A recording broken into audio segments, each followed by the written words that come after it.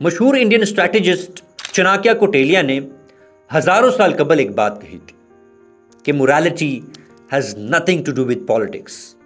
All you need to know is how to deceive others.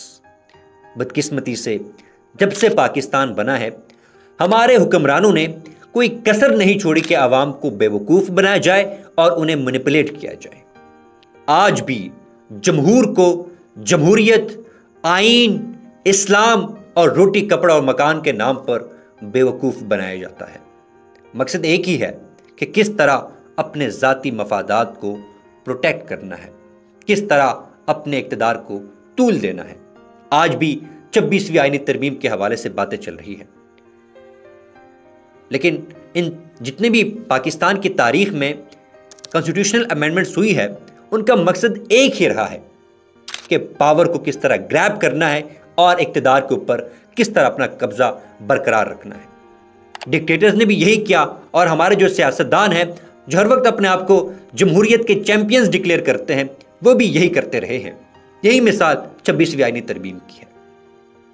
اس 26ویں آئینی ترمیم کا مقصد بھی یہی ہے کہ اپنے اقتدار کو طول دینا ہے اور اپوزیشن کی جماعتوں کو اس پروسیس سے بگانا ہے۔ عوام کی فلاح و بہبود کہیں نظر نہیں آتی۔ نون لیگ کی جب ہم بات کرتے ہیں، آپ نون لیگ کی تاریخ اٹھا کے دیکھ لیجئے۔ نون لیگ نے ہمیشہ سے مینیجریل پالیٹکس کی ہے۔ جب بھی وہ اقتدار میں آئے ہیں سسٹم کے ساتھ مینج کر کے وہ اقتدار میں آئے ہیں۔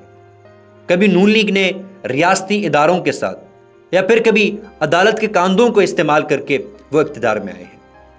عوام کے زور پر مشکل سے ہی آپ کو نظر آئے گا کہ نون لیگ ایک اسٹریٹ پاور لے کر اقتدار میں آئی ہو، اور یہی مثال پیپلز پارٹی کی ہے۔ یہاں پہ ہمیشہ لیکچرز دیے جاتے ہیں، پیپلز پارٹی جمہوریت کی چیمپئن ہے، پیپلز پارٹی نے پاکستان کو آئین دیا، اور بلاول بھٹو کی سیاست ہی بھٹو سے شروع ہوتی ہے اور بھٹو پر ختم ہوتی ہے کہ آج بھی بھٹو زندہ ہے، کل بھی بھٹو زندہ تھا۔ لیکن جب آپ پاکستان کی سیاست کا مطالعہ کرتے ہیں اور جو پرومیننٹ اسکالرز ہیں ان کو آپ پڑھتے ہیں تو واضح طور پر آپ کو نظر آئے گا کہ بھٹو کو بہت ہی کم لوگ جمہوری مانتے ہیں۔ یہی ذوالفقار علی بھٹو تھے کہ جنہوں نے پاکستان کی تقسیم کو اپنے اقتدار کی خاطر قبول کیا۔ بھٹو کو یہ قبول تھا کہ پاکستان 2 ٹکڑے ہو جائے لیکن مجیب الرحمان کی گورنمنٹ نہ آئے، اور پھر جب بھٹو کی حکومت آئی تو آپ پاکستان کے سب سے پہلے سول مارشل لا ایڈمنسٹریٹر تھے۔ اور 1970s کی جب آپ سیاست کو دیکھتے ہیں، بھٹو نے اپوزیشن کے اوپر وہ ظلم ڈھائے جس کی مثال نہیں ملتی۔ KPK کی گورنمنٹ کو کولیپس کیا اور بلوچستان میں ملٹری آپریشنز کروائے، جس سے ثابت ہوتا ہے کہ آئین کے خالق نے اپنے ہی دور میں آئین کو معطل رکھا۔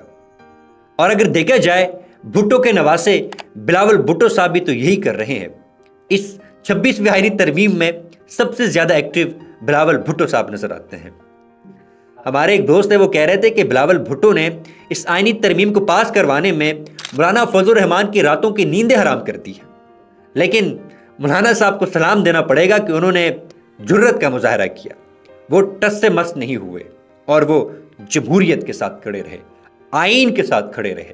اور اس کے بعد گورنمنٹس کو اس لا کو پاس کروانے کے لیے ایک آرڈیننس لانا پڑا، اور جب حکومت آئینی ترمیم پاس کروانے میں ناکام ہوئی تو یہی پیپلز پارٹی ہی تھی جنہوں نے نواز شریف MLN کو سہارا دیا کہ آپ نے گھبرانا نہیں ہے۔ صدر زرداری صاحب بیٹھے ہوئے ہیں اور صدر آصف علی زرداری نے ایک آرڈیننس جاری کیا جو کہ جمہوریت کے روح کے منافی کام ہے۔ تو یہ نون لیگ اور پیپلز پارٹی کی سیاست آپ لوگوں کے سامنے ہے کہ کتنے جمہوری ہے اور جمہوریت کو مضبوط کرنے کے لیے یہ کیا کر رہے ہیں۔